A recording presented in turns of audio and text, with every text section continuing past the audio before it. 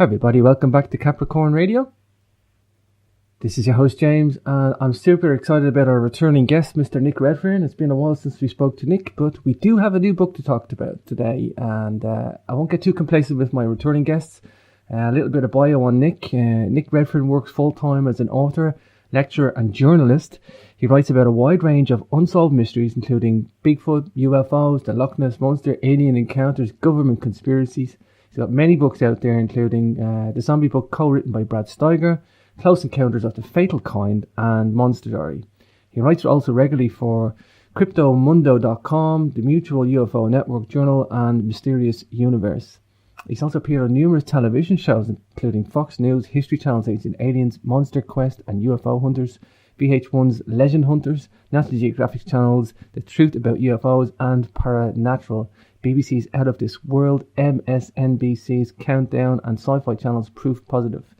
Nick actually lives just a few miles from Dallas, Texas, infamous for the grassy knoll, and can be contacted at his blog, nickredfern14.blogspot.com. Without further ado, let's bring on today's guest. Hi Nick, you're very welcome back to the show. Hey James, thanks for having me on again. Wow, it's always tough getting through your bio. You've done so much, Nick. Well, I guess there's always a long one there in case, people want to just trim it down. They can do that as well, I don't mind. I like doing that for certain guests, Nick, because, you've got an awesome genre of stuff that you study, but you've also, like I say in many other shows, Nick, that we've done, you've been out there in the media, getting this to the public as well. You just look at the TV channels and the shows you've been on. It's been awesome to have you there. No, well, thanks. Yeah, I guess when you sort of cover a lot of bases, some people just, interested or write about UFOs, or somebody else just writes about ghosts or Bigfoot. I sort of have a lot of interest in a lot of different areas. So, it sort of allows me to sort of cross over from UFO stuff to Bigfoot to the Loch Ness Monster. And I guess when that happens, you sort of become a bit more visible, if you like, because you are able to cover a lot of different avenues and whatever. But, I sort of enjoy the intrigue of investigating a mystery, and trying to get to the bottom of it and things like that. Wow, that's what we're here to talk about today, Nick. The new book's out, Secret History, Conspiracies from Ancient Aliens to the New World Order. We have it all in here, Nick. We have the whole lot. It's wonderful. Oh, well, thanks.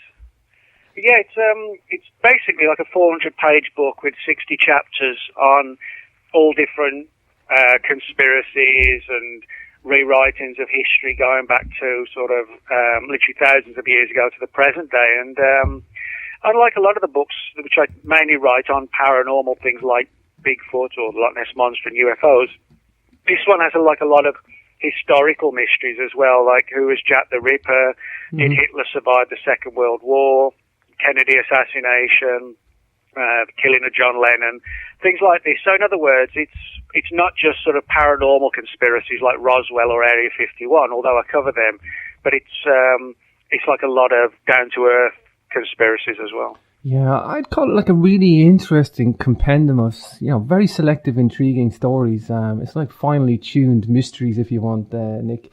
Just on Jack the Ripper, do you subscribe to the Jack the Ripper being a member of the royal family? No, I actually don't. I think it's an interesting theory, but I think enough sort of red flags have been put out to suggest that one, as interesting as it is, I don't think is the answer. Now, that doesn't take away the fact that rumours, were flying around that could it have been, a member of the royal family. The one theory is Prince Edward, the Duke of Clarence. Now, what I think is perhaps more plausible is that the royal family under Queen Victoria at the time may have got concerned about rumours that were floating around, and they tried to squash the rumours, and that may have prompted, the theories, or at least some of the rumours about Jack the Ripper being one of the royals. But, I think it's an interesting theory, but there are sort of a lot of red flags in it as well. Let's focus on the ancient aliens aspect. Let's get straight in there. This is my number one talking point. It's such an interesting theory. There's a lot of unexplained stuff on this planet in our deep antiquity. People can say whatever they want about modern UFOs, Nick. They can say whatever they want about the footage and conspiracies of the last century, say. But there's something about the ancient hypothesis, this ancient alien hypothesis. I mean, it explains so many things, Nick. Let's throw in the Ark of the Covenant for one. I mean, this stuff is like out of a science fiction novel, Nick. Well, yeah, I mean, the Ark of the Covenant is a strange story. I mean, that's precisely why Steven Spielberg did Raiders of the Lost Ark, you know, the Indiana Jones movie about the Nazis trying to find the Ark of the Covenant because supposedly, you know, it possessed all these mysterious powers that if you knew how to harness them, you could do a great deal of damage with them. But basically, the Ark of the Covenant goes back to the Old Testament, and it's sort of basically a mysterious biblical artifact that was sort of revered and also feared. People got too close to it; they would sort of suddenly drop down dead. People had to wear specific clothes. It couldn't be handled personally. It had to be sort of. It had these, excuse me, like circular links, which poles would be pushed through, and then people would pick it up by the poles. It sounds very much like as if it was somehow highly electrified, and if you weren't fully grounded, you know, you could do yourself major damage. And one of the theories is that it was supposedly like a literal two-way communication device with God. Others thought it was, or other researchers have suggested it was a communication device and still could be, but for communicating with extraterrestrials.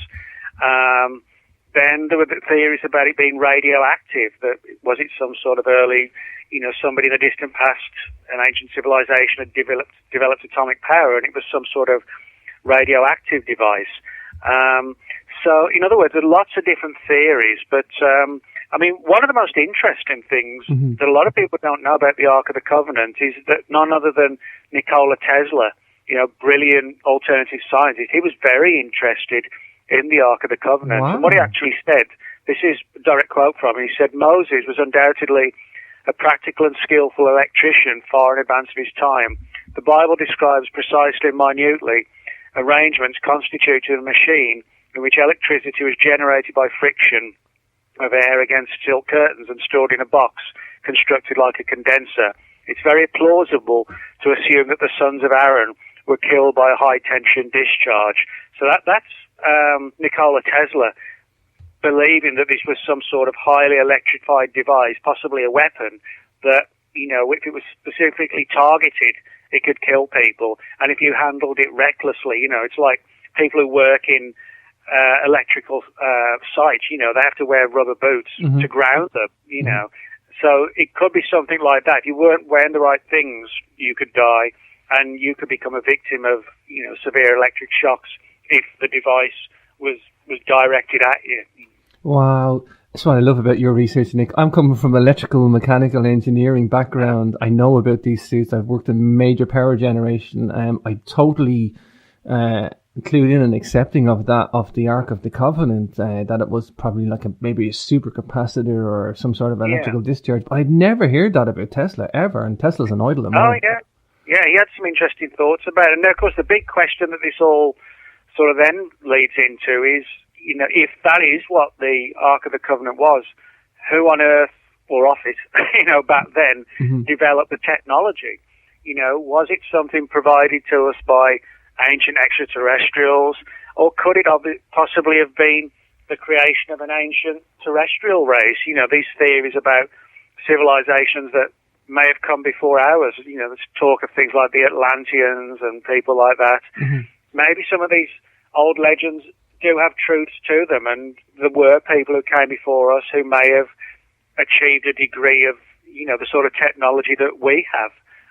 Maybe not on a worldwide scale, but perhaps sort of localized advanced civilizations that sort of flourished and then blew themselves up. Who knows, you know? But we find a lot of stories like that of strange objects with, you know, sort of advanced powers. It's kind of like the story of the collapse of the walls of Jericho.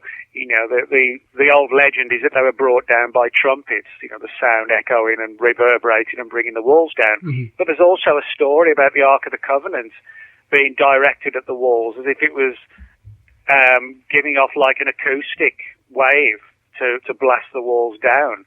So, you even have the Ark of the Covenant turning up in the destruction of the walls, as I said, at Jericho as well. Wow.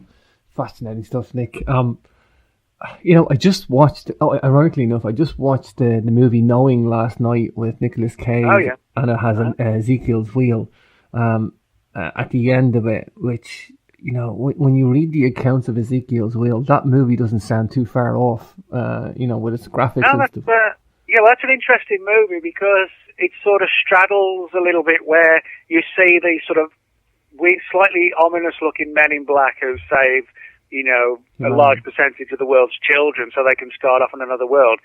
But it's like you can look at them in one angle, they kind of look like aliens, but then they have these sort of glittery lights around them, look like wings, so the inference is, are they angels or something like that?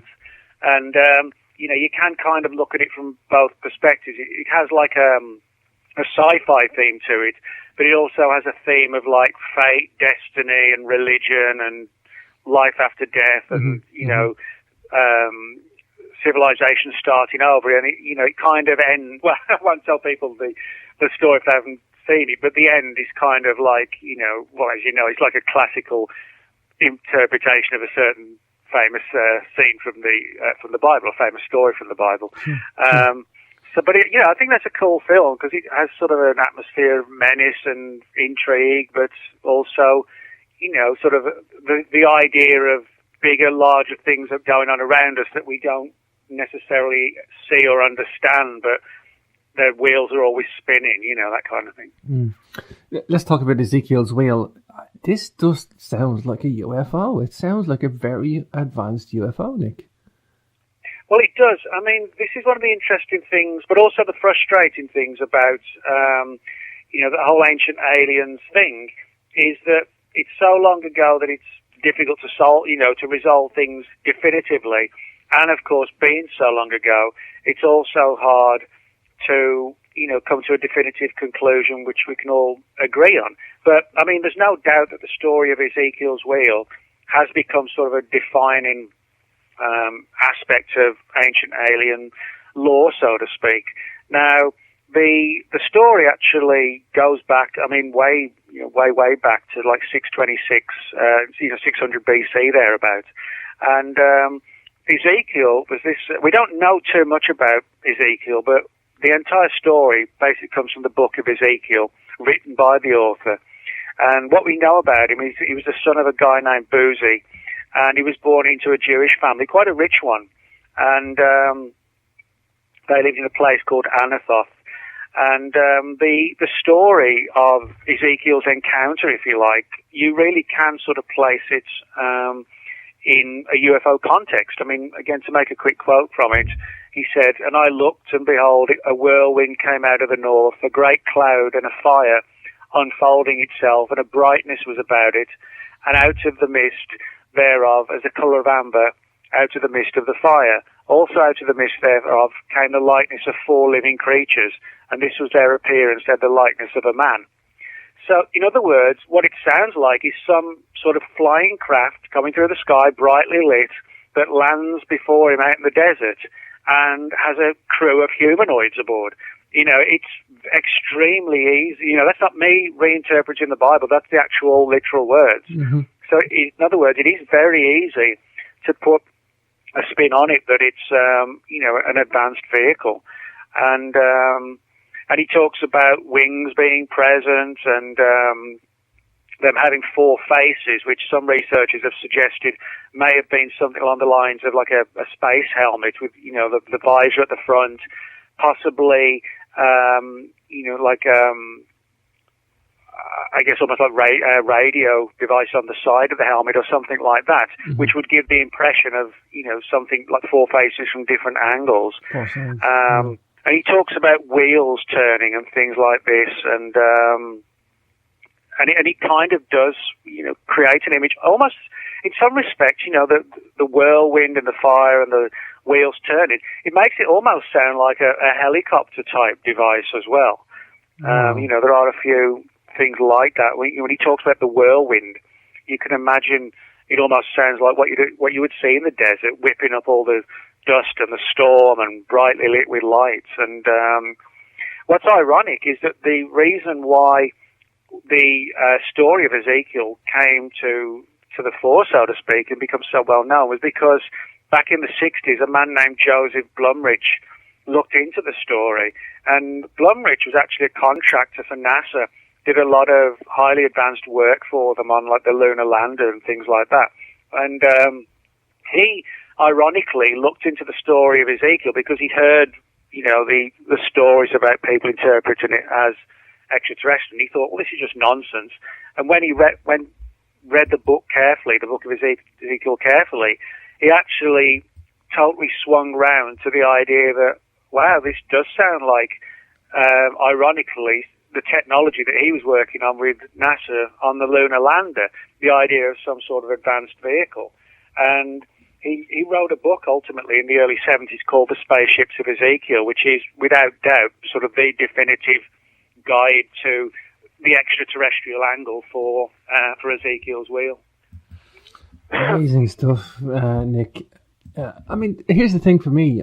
I see us in this modern age now, Nick, wrestling with these ancient mysteries from the ancient alien perspective, whether it's biblical or structures or monuments. It seems to be that it's all woven together now. When we look back, we've got two angles to look at the ancient alien hypothesis. We have tangible structures, and we have literature, whether that be biblical or mythology. It seems to be all tying together these days, Nick. Well, yeah, you can actually make a good case where you have like a thread running through a lot of these stories. Like the Ark of the Covenant. We discussed it from the perspective of a weapon, but then it totally comes into play also in the story of the falls of the walls of Jericho. Then you have things like Ezekiel's wheel, and we have other cases of sort of close encounters. One of the ones I talk about in the book is the theory that the story of Jonah and the whale, where Jonah for a few days was allegedly, taken into the belly of the whale and was then essentially, spat out again. Which, of course, if you take the story literally, it's impossible for a human being to literally be swallowed into the belly of a whale and remain there alive for 3 days. It's not possible because a whale's stomach is like ours. Its entire purpose is to digest and break down the whatever's in the stomach. And so it's just not feasible. Now, what's intriguing is that if you imagine that a whale's belly, the very fact that the whale's in the water, the whale's body takes in a great deal of water itself. Now, what's intriguing is if you look at it from the angle of an alien abduction rather than being swallowed by a whale, one theory is that Jonah was taken on board some sort of UFO, but sort of an underwater flying object, unidentified underwater flying object. They're called USOs, underwater submersible objects. Mm-hmm. Got a lot of reports of UFOs seen under the water. Now, what we also have, a lot of reports where people say they've been taken on board a UFO, and although in many reports, people report being laid out on the table and these strange alien creatures around them, there's actually a significant number of reports where people have said that they were placed into like cylinders encased with fluid, and but they could still breathe. And it was kind of along the lines of, being in like a glass tank filled with fluid. Now, it's interesting that various military agencies around the world have actually experimented with placing pilots in sort of ground-based test aircraft into fluid-based environments because it actually helps cut down the G-forces when you're cushioned by a complete casing, if you like, of fluid. The problem is it's just awkward for the pilots to operate in that environment, but it can help them. So one of the theories is that Jonah may have been placed into some sort of liquid-based cylinder, in essence to prevent him having problems from the G-forces that would be sort of associated with these craft moving at incredible speeds. So if you look at it from that perspective, he was taken on board perhaps a circular craft. The trap went underneath the water.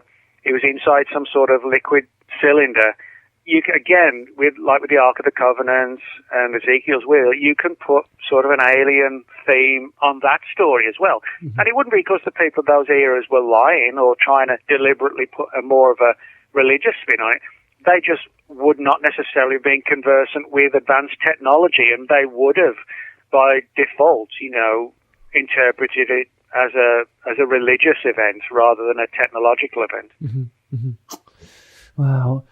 Let's go to the face on Mars, Nick, because this just really attracts my attention. It always does. If somebody brings it up, I love to discuss this stuff. I think there's a conspiracy that when they revisited the face on Mars, they took it. I think, people can say, oh, it doesn't look like that anymore. But if you look at what they did and who this government agency is, they took it at a very bad angle the second time round. They tried to quench this story, and it just didn't work. I mean, it looked obvious that they were trying to cover it up even more, Nick. Well, yeah, I mean, the story of the face on Mars is an interesting one. I mean, it's been the subject of numerous books. But what I did with mine, I always want to try and give the reader something different. So a few years ago, I interviewed a friend of mine, Mac Tonis, who wrote a book called After the Martian Apocalypse. And Mac unfortunately died a few years ago, but, he left us a great sort of, legacy of work. And so I interviewed him back in the mid-2000s, and, the interview basically just sat in limbo.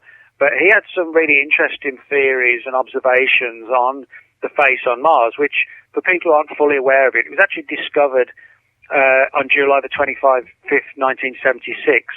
What happened was that NASA's Viking 1, which was orbiting Mars at the time, happened to photograph certain portions of an area called Cydonia.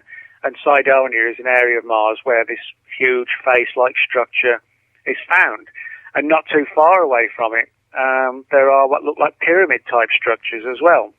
You put all that together and people began to think, could this be the remnants of some ancient, long-extinct Martian civilization? And Matt made a number of good points about the symmetry involved in not just the face, but the pyramids as well. And he also made a good argument as to how, over X number of years, degradation would have set in.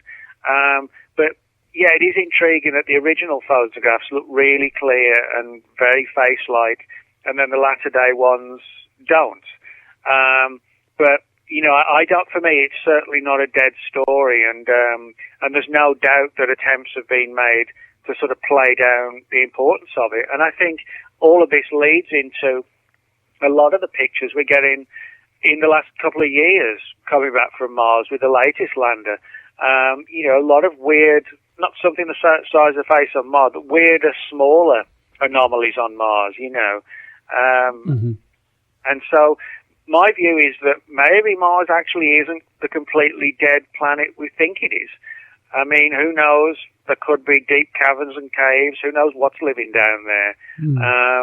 I think, you can see some of the NASA pictures. If you Google banyan tree, B-A-N-Y-A-N, banyan tree plus Mars, you'll see these weird tree-like shrubs and bushes on the surface of Mars. It looks like you're flying over, like, the Arizona desert, where it's all desert, but you can see bushes and trees and sparse grass. That's what the banyan tree photographs look like. NASA claims they're just ice crystals. But if you look at the photographs, it looks like somebody's got a camera on a 747 flying over Arizona and, just put the camera up against the window and took a picture of the ground below, the small little trees. That's literally what the pictures look like. I'm on it now, Nick, on Google Images, banyan tree Mars. They're incredible, Nick. Wow. Yeah, they look appropriately like alien trees. They don't look like our trees, but they look like trees and bushes taken from like a height of, a couple of thousand feet out of first-class aircraft window, that kind of thing. You know what I mean? And NASA just says, oh, it's ice crystals. It doesn't look like ice crystals to me, and it actually didn't look like ice crystals to Arthur C. Clarke, the famous sci-fi writer. He was convinced that they were evidence of vegetation. Now, if you've got vegetation, and we know that Mars has frozen polar ice caps, then you've got everything, you need for life. So I don't dismiss there could well have been a highly advanced Martian civilization in the distant past. Who knows what happened to them? Did they survive? Did they come here? You know, are we the Martians? Did they leave Mars for here? That's an interesting theory that Mac postulated on, the idea that, you know, something originated there, their planet began to degrade, and they moved here. You know, we're looking at the Martians, not realising that we actually are the Martians. Yeah. I remember Arthur C. Clarke going on about something in the Southern Hemisphere, vegetation in the Southern Hemisphere, if I'm right. Wow, incredible. You know, I was only 3 weeks old, Nick, when the first photographs of the Mars things came out. But going back to the first photographs, Nick, and when you describe how clear they are, here's the thing I don't get, Nick. Okay, if there was no conspiracy in the world and everybody was like really scientifically and open like they're supposed to be, or like they make out, all hands on deck would be going, oh my God, what's this anomaly? Is that a face like on Mars? Why wouldn't you go and explore that? Why leave that for 20 odd years and then come back and do it on the worst conditions in the worst way?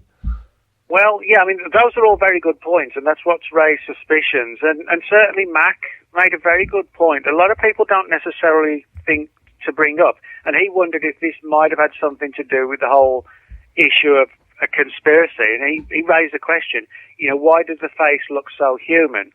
And Mac's view was that he took the view that the fact that it was so human looking suggested there might be something in our distant past that linked Mars and the Earth, and that in some fashion, possibly in relation to religion, might have rewritten our history if the story was fully uncovered and given to the public. And so he felt that he wasn't someone who went down the total conspiracy path thinking, you know, there's a major cover-up. He felt the cover-up was to ensure that investigations didn't take place. Not that they knew everything about it, but he felt that even, you know, the authorities were in a position of, well, if we don't go looking for it, we'll never know what it actually is. You know, it was like an ignorance is bliss thing, rather than hiding some massive truth they knew. But he did think there was a good case to be made that the face looked very human, and he felt that it was the implications of a link to humanity on Mars that was one of the reasons for the secrecy, that it could have opened so many, you know, sort of Pandora's boxes that who knows where it would have led. Yeah, I think that's the thing. You know, the cover up or the conspiracy has to be there because that's what they want. It's what they're used to. It seems. Well, yeah, but anything can change, you know, paradigms and belief systems, and upset the status quo and upset the order of how people perceive their history.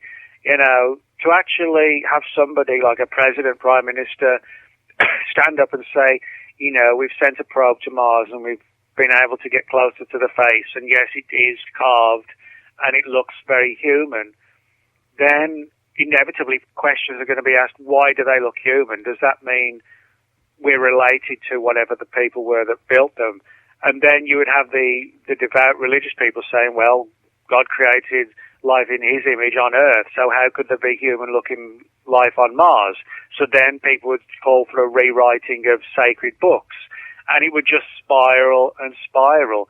And I think there are certain people in positions of power that recognize what would happen, and they're fearful of, you know, of that train speeding down the track where it becomes unstoppable, you know, and it just, everything comes tumbling out, you know. Yeah, it's easy for me as a non-religious person. I am spiritual, but I'm non-religious, and it's very easy for me, Nick, to say, no, people wouldn't do that. People would welcome it, and no, a small percentage would. And you're very right, Nick, and you're very right to stress that in a religious sense. Yeah, Bob, you don't have to look at the state the world's in now through religion. You know, I mean, I don't care what people believe, personally. You know, I'm not a particularly religious person. I've had a few weird experiences where I do think there's a very good probability some essence survives bodily death. I don't know what it is. You know, would you call it a life force, an essence of soul? Different people give it different names. You know, I think a lot of people, when a close family member has died, they do have weird experiences, you know, the initial week or two afterwards. A lot of people report that. So I don't rule that out. But the mysteries of life after death have essentially been hijacked by mainstream religion. And mainstream religion is not really about understanding the mysteries of life after death. It's about controlling people through fear and guilt. So while I'm fascinated by the idea that something could survive death, mainstream religion and its control and its guilt issues, I just don't have no time for it, because it has become religion is essentially a tool of control. It's not something about, pondering on life and death and things like that. Yeah, and that whole religious thing, it does spill into politics too. Whether that's American or British or Irish, it just spreads, and it's like you're right. There's a policy of appeasing the false truths, if you want to call it that. Just keep it all down. Again, it's just a case of not wanting to rock the boat, because rocking the boat stirs up the public, and they like us kept in our nice, neat little boxes watching TV. For sure. Well, Nick, here's the other thing. The face on Mars, it's not like a one-off thing. I mean, the whole region, the Sidoni region, as you say, it's like a building complex. It's like a massive building complex. Well, that may well be what it is. I mean, the mere fact, or I say mere fact, perhaps the intriguing fact that we have these pyramid-type structures not far away, and the fact that the face has this sort of superficially sphinx-like appearance has inevitably sort of given rise to a theory of a connection between the Sphinx and the pyramids at Egypt. The idea that could that be the connection, like an ancient Martian connection to ancient Egypt? Now, that sounds controversial until you see the face. The only difference is, the face of the Sphinx points out horizontally. The face on Mars points upwards. But they do look actually quite similar. And when you've got the pyramids, it's hard not to at least have the thought go through your mind that, wow, this is actually similar to what you can find in Egypt or in South America with their own equivalents of the pyramids there.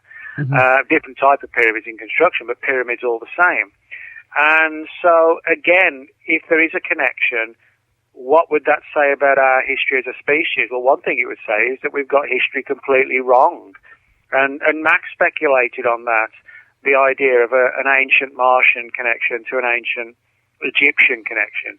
And so, again, just the fact that these things exist provokes the very things we're talking about. And I think, again, it's problematic because it alters history, it revises religion, and it shakes up things. And that's the problem. It begins as a photograph, and it has the ability to shake up the entirety of society. Yeah, there's definitely mysteries on Mars, Nick, and the more I look at it and the more I see even Phobos, and people say Phobos might even be a spacecraft because it's emitting a gas, and it should have maybe disintegrated by now, but it looks like it's leaking liquid or something. And there's also, you get weird structures and strange light seen on the moon. A lot of stories about on the far side of the moon, installations and things like this, and people, a lot of theories have been looked into the idea of, could the moon, if you like, almost be like a staging post for extraterrestrials, their equivalent of something like an Antarctic outpost, a convenient place for them to operate from rather than coming back and forth from massive distances from one star system to another. Maybe there's sort of a significant armada of them almost, which is constantly here. A lot of people assume they're coming back from point A to point B. They might not. There might be like a permanent presence in our environment that never leaves. Good point, Nick. If people had have come here, excuse me, in ancient times, and maybe 5-6 ships came, whatever, maybe some motherships came, but if they're going to park up here, what would that become now, Nick? How many thousands of years later? How much would that original, inception have blossomed to be? The numbers game. Well, that might explain. A lot of the skeptics say, well, one of the reasons they don't believe the phenomenon is real is because there are too many reports. And one UFO researcher, J. Allen Hynek, called it an embarrassment of riches, which I understand his points. But on the other hand, if there's a permanent presence, rather than thinking about coming back and forth however many light years or jumping through wormholes, if they're here all the time, under the sea, perhaps in underwater installations, underground, on Mars, on the moon, it would be a hop, skip, and a jump. You know, it would be no trouble at all to be here permanently and, you know, operate in stealth very close to the people you're watching and be able to do that all the time. Yeah, for sure. You know, I actually had a conversation today, Nick, and I was being a bit philosophical, and I said, how would you explain to an alien race or another group of people who'd never seen Earth what the hell America is? Imagine trying to explain all the different peoples there. There's black people, white people, there's groups of Irish people, there's Jewish, there's, you know, why are they all there? Why are they mixed groups? Why are they identified with some other region and place? And it's like, how could you even comprehend, you know, how could you sell that to somebody as a piece of history? Well, yeah, I mean, yeah, you're right. I mean, just on that alone, it blows people's minds, and it certainly would in more primitive eras. I mean, we think of all our technologies today that we have, and yet there are still sort of tribes in South America that, you know, walking around with spears and catching wild boar and pigs and, you know, little wild animals for dinner. And they're, you know, they're living in huts in the jungles. So in other words, even on our planet, there's a massive difference between levels of technology in terms of various populations of people. And, you know, to introduce our technologies to them, and they're human, would be almost incomprehensible.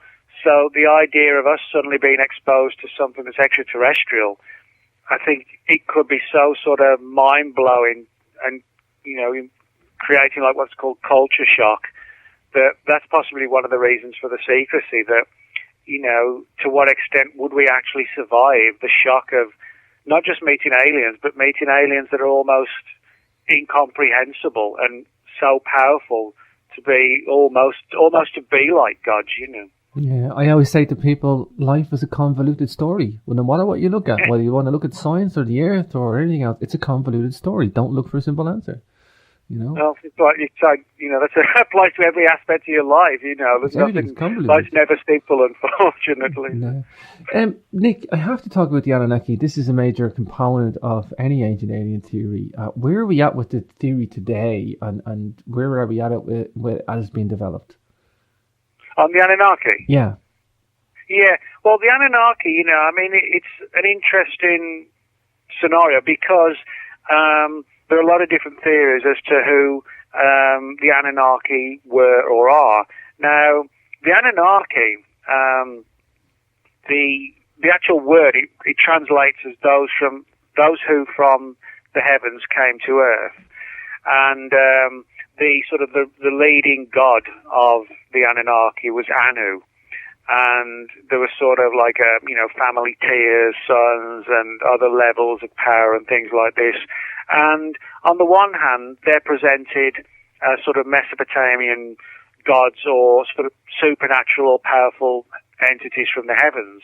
But then you have the theories of, particularly the ancient astronaut theorist, the late Zecharia Sitchin, who was really the one person, I guess, more than any other, who interpreted and presented the Anunnaki from an extraterrestrial perspective. The idea that these were highly advanced beings and highly versed in genetic manipulation. And he came to believe they were responsible for everything from creations there's stories of giants in the Bible. You can find numerous stories of giants, like Goliath being the most famous one. And his theory was that the Anunnaki themselves were giants, and that there was some sort of genetic, perhaps possibly pre-existing genetic connection between the human race and the Anunnaki, possibly seeded by an even more ancient race that no one's ever identified. And that allowed Anunnaki men to mate with human women, and that mating process would result in something like Goliath, who wasn't the sheer size of the Anunnaki, but was bigger than the average human. And Sitchin also talked about the idea, perhaps some of these legends of things like the Minotaur and the Centaur and Harpies were the results of sort of freakish genetic experiments. And it's not impossible, because we're now, doing gene splicing with human and animal DNA, and a lot of legislation where these cells have to be destroyed after a certain number of days. supposedly. But we're on the verge of being able to do that as well. But Sitchin believed that the Anunnaki came from this planet that he referred to as Nibiru, which supposedly had like a huge orbit around the sun. That it was such a massive orbit. It takes us, a year, 365 days, to go around the sun. He believed that Nibiru's orbit was so huge that it took sort of 3,600 years minimum. It could have been even longer to orbit the Earth, and occasionally it gets, its orbit brings it close, and when you have a gigantic gravitational pull from one body to another, it can cause massive havoc, and he felt that a lot of the flood legends and stories of disasters and, worldwide disasters were linked to the presence of the Anunnaki and some sort of disaster provoked by the presence of Nibiru. And it's a fascinating theory for essentially most of the mysterious events that are described in the Bible. I mean, he even talks about Sodom and Gomorrah, the destruction of Sodom and Gomorrah being the result of sort of like mini atomic weapons, directed at certain cities and to destroy the people and destroy the cities and localized atomic skirmishes, that kind of thing. Super fascinating stuff. One thing I grapple with is the ancient nuclear theories. Now, I had Michael Kremer on the show, and I know about the Oppenheimer statement, and this is incredibly fascinating. It doesn't all make sense. And I look sometimes, Nick, and I say, well, like what we just discussed for the first half of the show, I mean, if ancient aliens were here and they brought technology with them, well, it's all going to be there. The whole lot's going to be there. If you're going to see one thing, you're going to see it all. So I'm not that amazed anymore. If somebody says, well, did we have ancient nuclear technology? Well, big deal. We probably had space rockets and spaceships and everything else. Like. No, you're right. I mean, I think this is probably the most disturbing aspect of the entire research into the whole ancient alien equation is the story, or the stories, I should say, of what sounds sort of chillingly like ancient nuclear war in the distant past. You can find numerous places all across the planet where they've been obliterated, essentially, not just craters, but flattened areas of land, and where at deeper, lower levels, archaeologists have found what looks like fused glass. It's actually not glass. The best example of it is called trinitite, and it was found at the site of the first atomic bomb test in Alamogordo, New Mexico in 1945, before the two bombs were dropped on Japan, on Nagasaki and Hiroshima. And what happens is that when an atomic bomb explodes in like a sandy desert environment, the sudden and massive, incredible temperatures that the bomb creates literally fuses the sand into like a glass-like substance. And it was called trinitite after the fact that the site was called Trinity, so it became trinitite.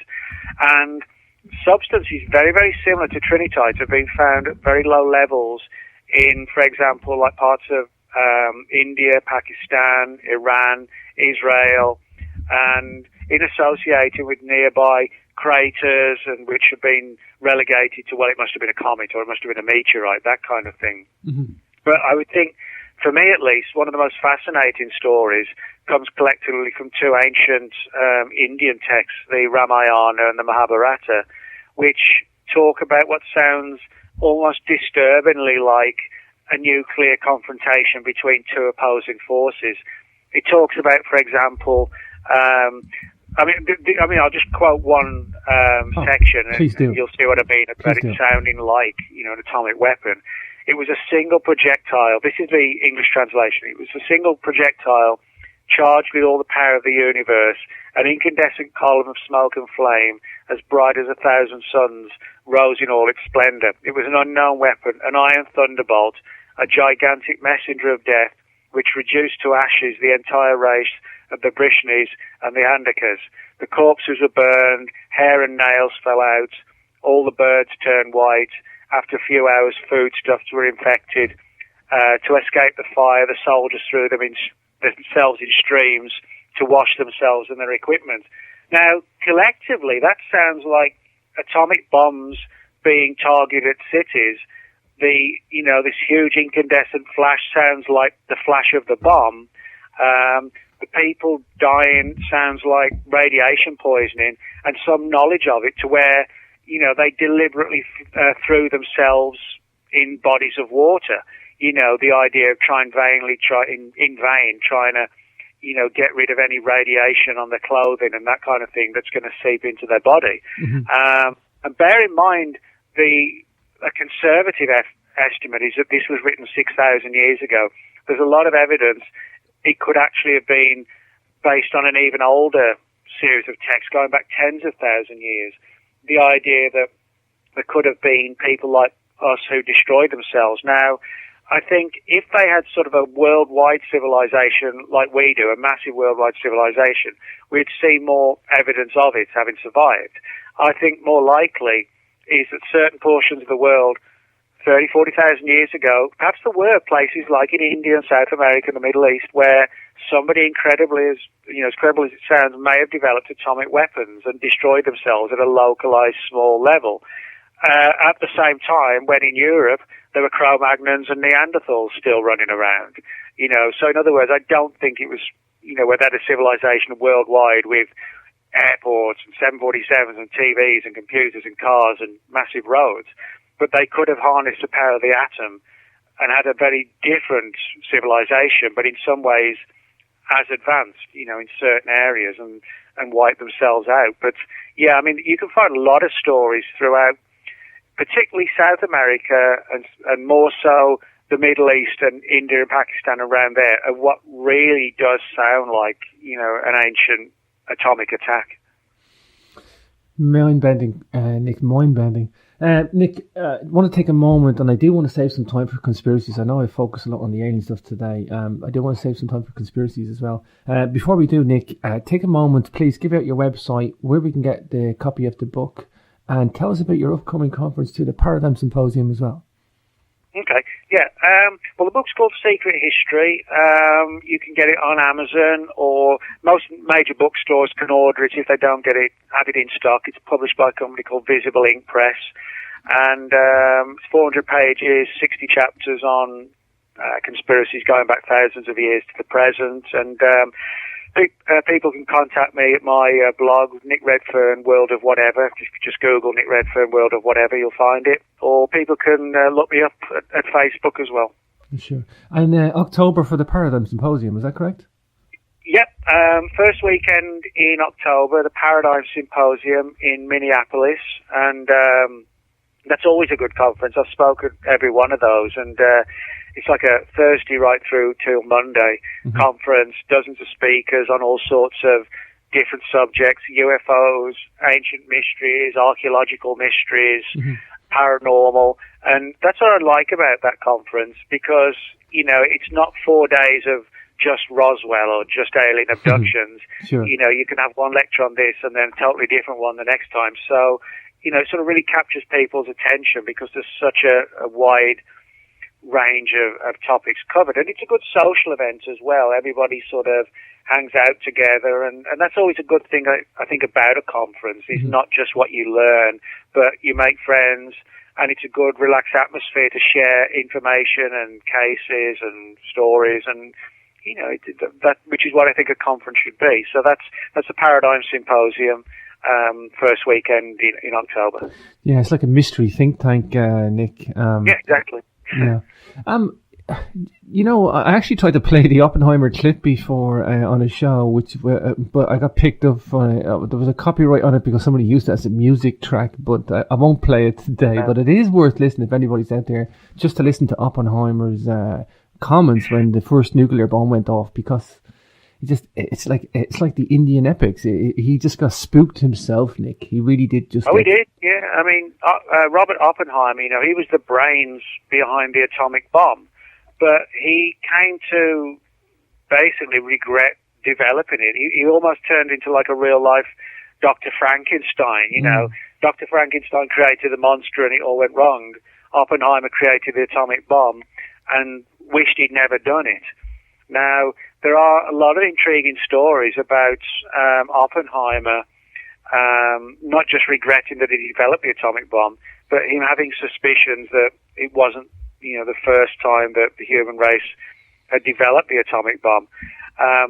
For example, in a conference in 1952, he was asked by one of the members, this was at a Rochester University, and a college student asked him that when the 3 atomic bombs were exploded in 1945, the test one in New Mexico and then the 2 on Japan, he was asked, were those the first 3 atomic bombs? And Oppenheimer kind of waited a moment or two and stumbled and stammered and said, well, yes, they are the first in modern times. And by adding in modern times, wow. It was almost, he was saying, but maybe not in old times. And what's interesting is that Oppenheimer had a deep obsession with both the Mahabharata and the Ramayana as well, and also another one called the Bhagavad Gita, which is actually a portion of the Mahabharata. And he was someone who sort of essentially on a number of occasions would quote from it because he came to view parallels between what he'd done with the bomb. And one of his sort of, I won't say favourite because that makes it sound like he enjoyed it, but one of the most relevant phrases from the Bhagavad Gita that he read was, now I am become death, the destroyer of worlds. And that phrase seemed to almost haunt him. Mm-hmm. And the very fact that those ancient texts talk about what sounds like ancient atomic war does make me think that secretly, whether he had ever admitted it publicly or not, that he secretly suspected that there were people who came before us who destroyed themselves, and I think his concern was that if they did it, then one day we'll do it. Wow. Nick, let's move into conspiracies. Let's talk about chemtrails. There's something new here in the book as well. I don't normally talk about chemtrails. I'm totally kind of open to the whole idea. I'm totally new to it as well. Sell me the conspiracy theory on chemtrails if it exists, because I'm so confused, well, yeah, Nick. I'm just so confused. Chemtrails are one of these things that sort of really polarize people into different camps when it comes to, is the story valid or not, Yeah. And I'll be the first to admit, I don't have a firm opinion on chemtrails. I'm not someone who is, buys into every conspiracy theory under the sun. Mm-hmm. I try and keep an open, balanced mind, and if I feel something has validity to it, I say so, and if I think it doesn't have validity, I say so. Kind of like at the beginning when you asked me about, do I think the royal angle Jack the Ripper is valid? I don't. So, I'm not some tinfoil hat type just buying into everything, open mouthed and whatever. Gotcha. So, with that said, the whole chemtrail issue, the conspiracy theory can be boiled down to that certain dark forces, and whatever you want to call them, are flying aircraft constantly in the skies and releasing pollutants to affect human health. And the reasons range as wide as they do wildly. They range from, making people sick to ensure that when people get sick, they've got to have more medicines. So in other words, to boost the profits of the pharmaceutical industries. The other theory is like a slow and steady process of trying to reduce the human lifespan and lower the Earth's population to a more manageable level. Another one is just, the theory of just testing new pollutants to see how they affect people. Now, right at the other extreme, you have people who say, well, they're just normal vapor trails from airplanes, and people have heard about chemtrails, and they're looking up in the sky and seeing them. Other people have suggested they could be used as part of weather manipulation programs. The idea of weaponizing the weather, where you could possibly, create tornadoes and hurricanes through weather manipulation and direct them onto a battlefield, or decimate a city, with a massive hurricane, and you could have plausible deniability. You could just say, well, it was Mother Nature, it was nothing to do with us. So those are all the different theories. Now, what is interesting is that a number of government agencies and officials, clearly fully aware of the mysteries and the claims, have actually lobbied questions. I mean, for example, in 2005, the British Parliament, November the 8th, 2005, questions were actually asked in the Houses of Parliament about the chemtrail mystery, and was the government doing anything about it? Now, what's interesting, that a reply came from Elliot Morley, who was the Minister of State for Environment and what was called Agri-Environment at the time. And although he denied, that chemtrails were of any interest or significance, he actually reeled off a lengthy reply which made it very clear that the government was fully conversant of the controversy. For example, he cited a report called Aviation and the Global Atmosphere, published in 1999 by what was called the Intergovernmental Panel on Climate Change.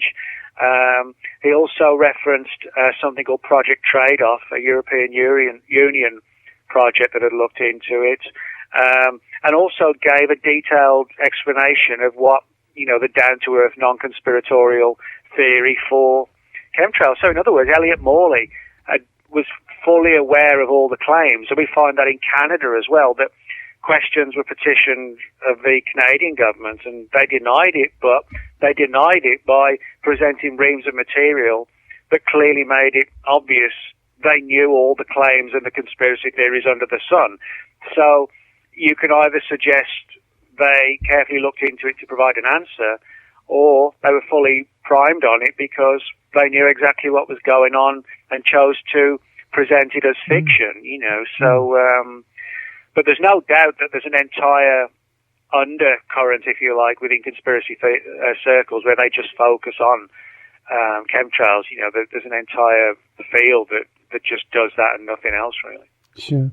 Yeah, I love what you do, Nick. You have this discerning view, but you still provide new, exciting material. And you don't drop your brain out. You just provide the wealth of content if it's needed. If I can provide answers, the ideal thing is if we can provide answers. If we can't, I try and at least get as close as I can and offer as much data for where at least the reader has an opportunity and a potential to put all the pieces of the jigsaw together. And that's all we can. If we're honest with ourselves, that's all we can do. Anybody who says they've got the Kennedy assassination nailed or this, chemtrails or whatever, I think they're overcompensating when in reality there's still a lot of work needs to be done.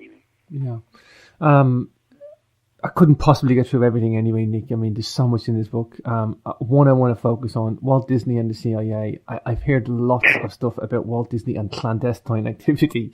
Please get into this one, Nick. This is a crazy one, but at the outset anyway. Well, you wouldn't actually think, how on earth could there be a connection between Walt Disney and the CIA? It's like Mickey Mouse and secret agents. What could possibly be the connection? But incredibly, there is a connection. And it goes back to the CIA, and in the early 1950s, a group, like an in-house group that was set up by the CIA called the Robertson Panel. And the Robertson Panel was created to look into the UFO subject. Now, a lot of people think the Robertson Panel investigated UFO sightings. They actually didn't, for the most part. What they did, the Robertson Panel was concerned as to how the UFO subject, possibly, not in theory, they didn't have proof for it, but possibly in theory, that the UFO phenomenon could be utilized by the Russians as a way to create hysteria in the West. And one of the theories they came up with was that the Russians could spread bogus stories of alien invasion to try and whip us all into a state of frenzy and hysteria. They were also worried that the Russians would spread stories of incoming UFO fleets, if you like, and amid all the hysteria, they would fly in low-flying bombers. And their idea was that it would hopefully confuse the British and the US defenses into thinking, wow, could they really be real UFOs? We're tracking them on radar and the Russians are talking about them, not realizing that it's like the Russians exploiting the UFO subject to launch a sneak attack. So it's things like that the Robertson Panel was looking into.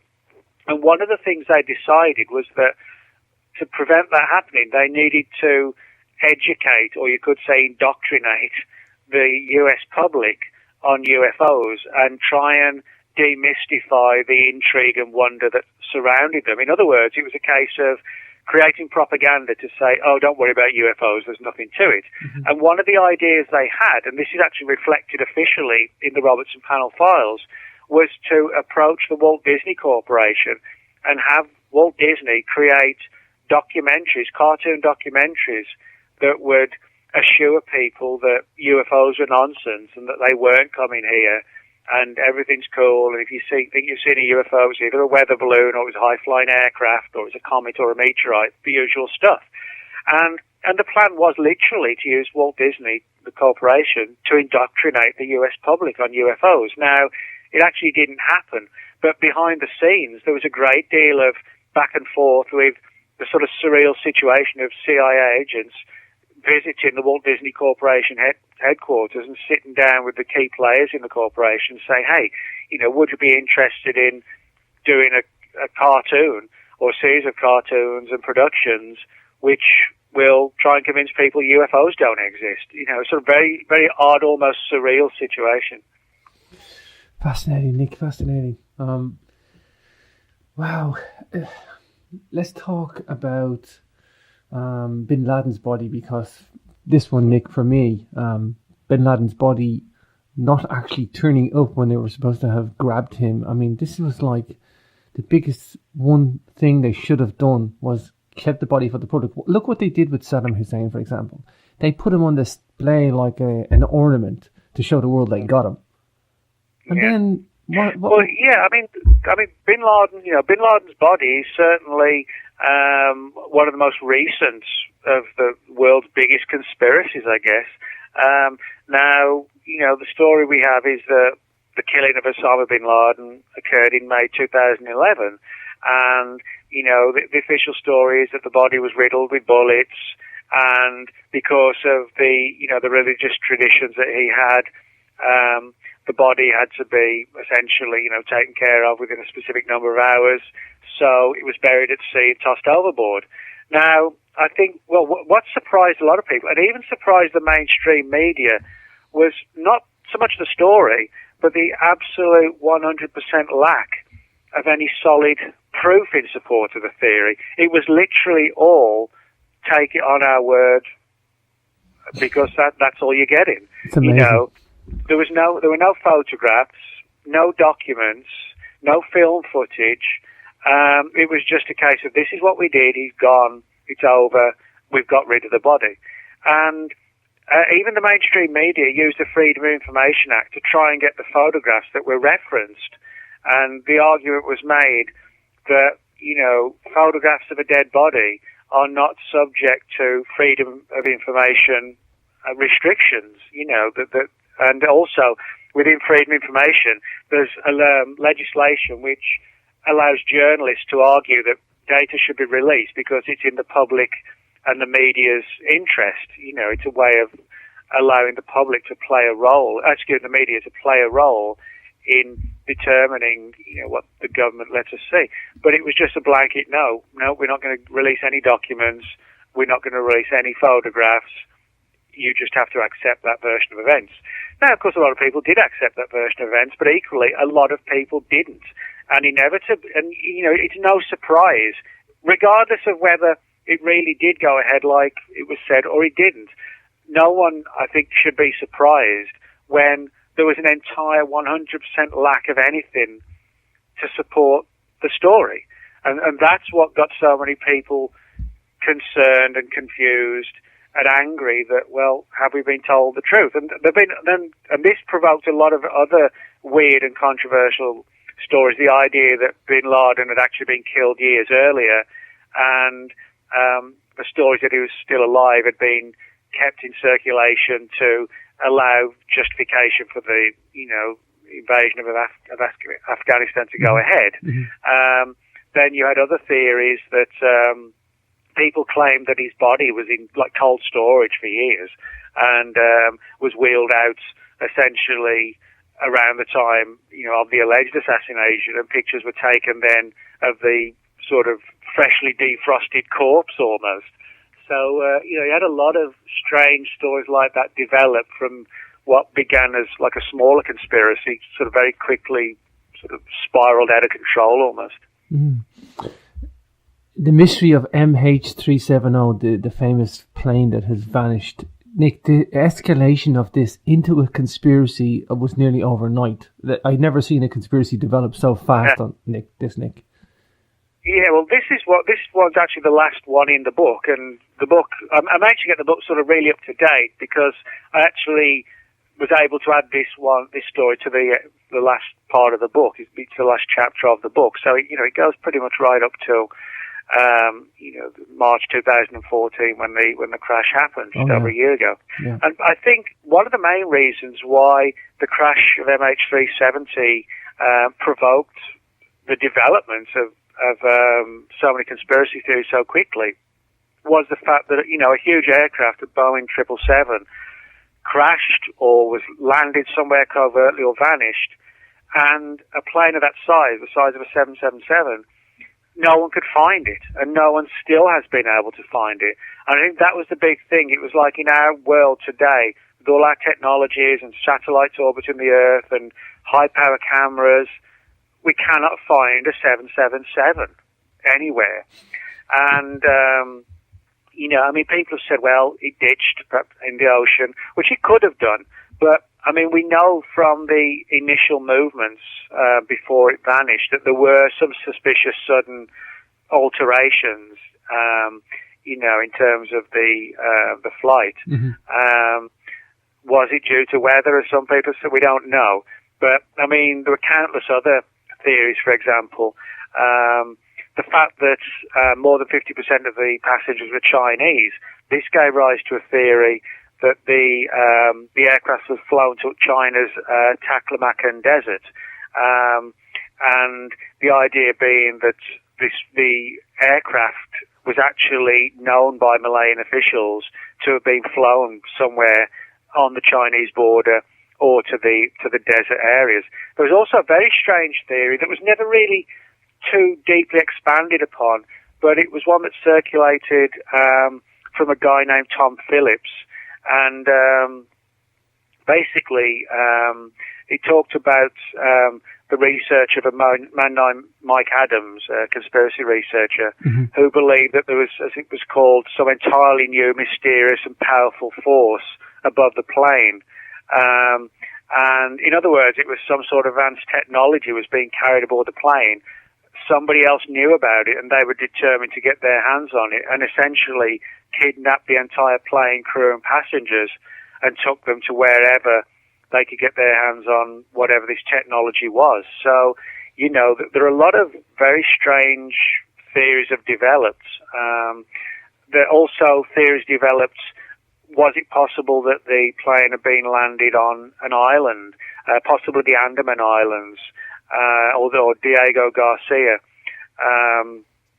A lot of different ideas, by terrorists. Who, one of the theories was that they would convert the plane into like a flying missile, essentially. Mm-hmm. Others again thought possibly rogue groups were aware of this technology on board and they grabbed it. So, we've got so many conspiracy theories. They can't obviously all be correct, but I think what we can say for sure is that there's a genuine mystery and a very suspicious mystery as well.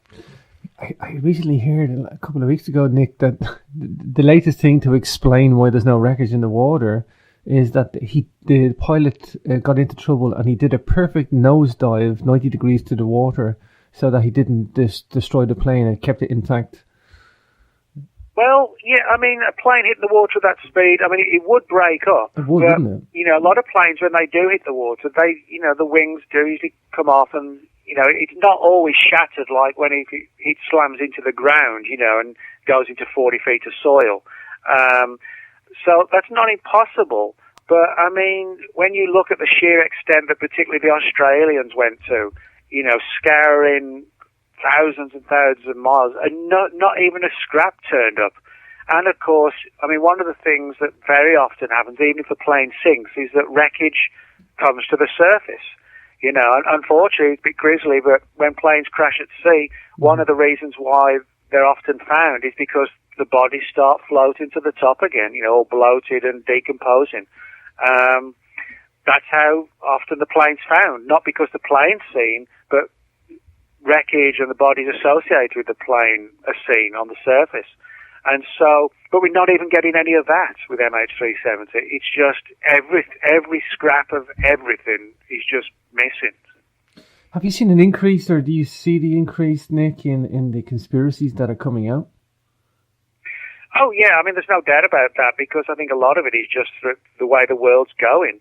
Mm-hmm. You know, I mean, you have all the stuff about everybody's phones being monitored, you know, the internet being monitored, cell phones, landlines, social media, Facebook, collecting phone numbers.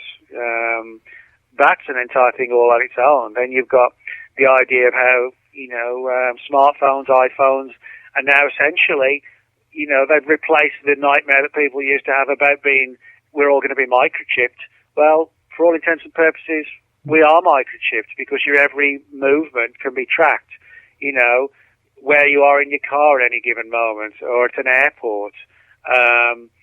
You know, what your social media reading, which news stories you're reading, not which channels even you're reading online, which specific stories. You know, a great deal can be picked up from watching somebody's, you know, internet activity. If you go to one particular news section every day and you focus on one particular aspect of the news, like war in the Middle East or terrorism or something like that, that tells a lot. Whoever's watching, that tells that person a great deal about your mindset and what you're focused on. Then they may look into, well, why are they focused on it? Mm-hmm. So just by default, the way the world is rapidly changing into like an Orwellian world, it's no wonder that, you know, conspiracy theories are sort of just doubling up by the day. Amazing stuff. Well, Nick, we're at the end of the show. I guess we'll wrap it up at that. People can get the book. It's called Secret History, Conspiracies from Ancient Aliens to the New World Order. It moves from biblical, Egyptian, Mayan, Greek and early mysteries of antiquity to clandestine doings of the Nazis and the Masons and the assassination plots of the more recent past to the surveillance, monitoring, mind control and secret themes of today. It's an awesome compendium of really exciting, interesting angles, Nick. I really commend you on your book again. I always do. I love your work, Nick, and a hell of a journalist as well. I really thank you for your time. Oh, well, I appreciate that, James. Thank you, and I look forward to seeing you in a couple of months. Oh, we'll definitely see you at the Paradigm Symposium. I'm looking forward to it, Nick. I can't wait, brother. Great stuff. Thanks a lot. The one theory is Prince Edward, the Duke of Clarence. Now, what I think is perhaps more plausible is that the royal family under Queen Victoria at the time may have got concerned about rumours that were floating around, and they tried to squash the rumours, and that may have prompted, you know, the theories, or at least some of the rumours about Jack the Ripper being one of the royals. But, you know, I think it's an interesting theory, but there are sort of a lot of red flags in it as well. Mm-hmm, mm-hmm. Let's focus on the ancient aliens aspect. Let's get straight in there. This is my number one talking point. It's such an interesting theory. There's a lot of unexplained stuff on this planet in our deep antiquity. People can say whatever they want about modern UFOs, Nick. They can say whatever they want about the footage and conspiracies of the last century, say. But there's something about the ancient hypothesis, this ancient alien hypothesis. I mean, it explains so many things, Nick.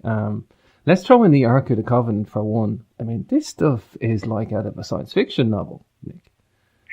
Well, yeah, I mean, the Ark of the Covenant is a strange story. I mean, that's precisely why Steven Spielberg did Raiders of the Lost Ark, you know, the Indiana Jones movie about the Nazis trying to find the Ark of the Covenant, because supposedly, you know, it possessed all these mysterious powers that if you knew how to harness them, you could do a great deal of damage with them. But basically, the Ark of the Covenant goes back to the Old Testament, and it's sort of basically a mysterious biblical artifact that was sort of revered and also feared. People got too close to it; they would sort of suddenly drop down dead. People had to wear specific clothes. It couldn't be handled personally. It had to be sort of. It had these, like circular links, which poles would be pushed through, and then people would pick it up by the poles. It sounds very much like as if it was somehow highly electrified, and if you weren't fully grounded, you know, you could do yourself major damage. And one of the theories is that it was supposedly like a literal two-way communication device with God. Others thought it was, or other researchers have suggested it was a communication device and still could be, but for communicating with extraterrestrials. then there were the theories about it being radioactive. That was it some sort of early, somebody in the distant past, an ancient civilization had developed atomic power, and it was some sort of radioactive device. So, in other words, there are lots of different theories, but one of the most interesting things that a lot of people don't know about the Ark of the Covenant is that none other than Nikola Tesla, brilliant alternative scientist, he was very interested in the Ark of the Covenant. Wow. And what he actually said, this is a direct quote from him, he said, Moses was undoubtedly a practical and skillful electrician far in advance of his time. The Bible describes precisely and minutely arrangements constituted a machine in which electricity was generated by friction of air against silk curtains and stored in a box constructed like a condenser. It's very plausible to assume that the sons of Aaron were killed by a high-tension discharge. So that's Nikola Tesla believing that this was some sort of highly electrified device, possibly a weapon, that, if it was specifically targeted, it could kill people. And if you handled it recklessly, it's like people who work in electrical sites, they have to wear rubber boots to ground them, So it could be something like that. If you weren't wearing the right things, you could die, and you could become a victim of, severe electric shocks if the device was directed at you. Wow. That's what I love about your research, Nick. I'm coming from electrical and mechanical engineering background. I know about these suits. I've worked in major power generation. I totally clued in and accepting of the Ark of the Covenant, that it was probably like maybe a supercapacitor or some sort of electrical discharge. But I'd never... Ghosts or Bigfoot. I sort of have a lot of interest in a lot of different areas. So, it sort of allows me to sort of cross over from UFO stuff to Bigfoot to the Loch Ness Monster. And I guess when that happens, you sort of become a bit more visible, if you like, because you are able to cover a lot of different avenues and whatever. But, I sort of enjoy the intrigue of investigating a mystery, and trying to get to the bottom of it and things like that. Wow, that's what we're here to talk about today, Nick. The new book's out, Secret History, Conspiracies from Ancient Aliens to the New World Order. We have it all in here, Nick. We have the whole lot. It's wonderful. Oh, well, thanks. Yeah, it's basically like a 400-page book with 60 chapters on all different conspiracies and rewritings of history going back to sort of literally thousands of years ago to the present day. And unlike a lot of the books, which I mainly write on paranormal things like Bigfoot or the Loch Ness Monster and UFOs, this one has a lot of historical mysteries as well, like who was Jack the Ripper, did Hitler survive the Second World War, Kennedy assassination, killing of John Lennon, things like this. So in other words, it's not just sort of paranormal conspiracies like Roswell or Area 51, although I cover them, but it's like a lot of down-to-earth conspiracies as well. Yeah, I'd call it like a really interesting compendium of, very selective, intriguing stories. It's like finely tuned mysteries, if you want, Nick. Just on Jack the Ripper, do you subscribe to the Jack the Ripper being a member of the royal family? No, I actually don't. I mean, I think it's an interesting theory, but I think enough sort of red flags have been put out to suggest that one, as interesting as it is, I don't think is the answer. Now, that doesn't take away the fact that rumours, were flying around that could it have been, a member of the royal family. I heard that about Tesla ever, and Tesla's an idol of mine. Oh, yeah. Yeah, he had some interesting thoughts about it. And, of course, the big question that this all sort of then leads into is, if that is what the Ark of the Covenant was, who on earth or off it, back then, developed the technology? Was it something provided to us by ancient extraterrestrials, or could it possibly have been the creation of an ancient terrestrial race? These theories about civilizations that may have come before ours. There's talk of things like the Atlanteans and people like that.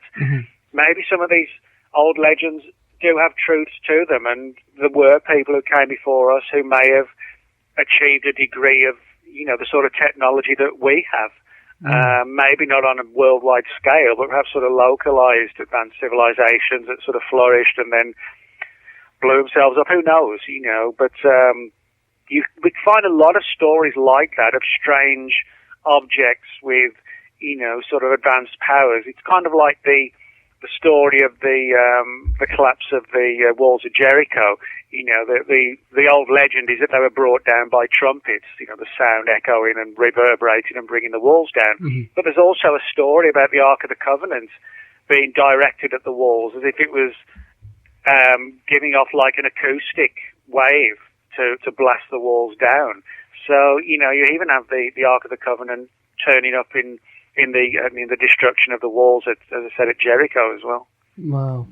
Fascinating stuff, Nick. I just watched, ironically enough, the movie Knowing last night with Nicolas Cage. Oh, yeah. And it has an Ezekiel's Wheel at the end of it, which, when you read the accounts of Ezekiel's Wheel, that movie doesn't sound too far off, with its graphics and stuff.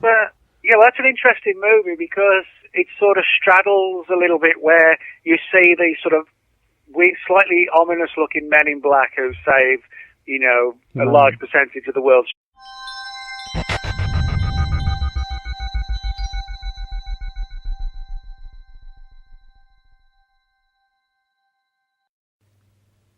Hi everybody, welcome back to Capricorn Radio.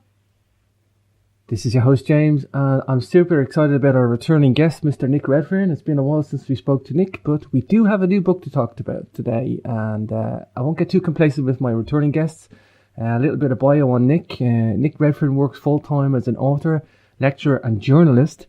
He writes about a wide range of unsolved mysteries, including Bigfoot, UFOs, the Loch Ness Monster, alien encounters, government conspiracies. He's got many books out there, including the zombie book co-written by Brad Steiger, Close Encounters of the Fatal Kind, and Monster Diary. He writes also regularly for CryptoMundo.com, the Mutual UFO Network Journal, and Mysterious Universe. He's also appeared on numerous television shows, including Fox News, History Channel's Ancient Aliens, Monster Quest, and UFO Hunters, VH1's Legend Hunters, National Geographic Channel's The Truth About UFOs and Paranatural, BBC's Out of This World, MSNBC's Countdown, and Sci-Fi Channel's Proof Positive. Nick actually lives just a few miles from Dallas, Texas, infamous for the grassy knoll, and can be contacted at his blog, nickredfern14.blogspot.com. Without further ado, let's bring on today's guest. Hi Nick, you're very welcome back to the show. Hey James, thanks for having me on again. Wow, it's always tough getting through your bio. You've done so much, Nick. Well, I guess there's always a long one there in case, people want to just trim it down. They can do that as well. I don't mind. I like doing that for certain guests, Nick, because, you've got an awesome genre of stuff that you study, but you've also, like I say in many other shows, Nick, that we've done, you've been out there in the media, getting this to the public as well. You just look at the TV channels and the shows you've been on. It's been awesome to have you there. No, well, thanks. Yeah, I guess when you sort of cover a lot of bases, some people just, interested or write about UFOs, or somebody else just writes about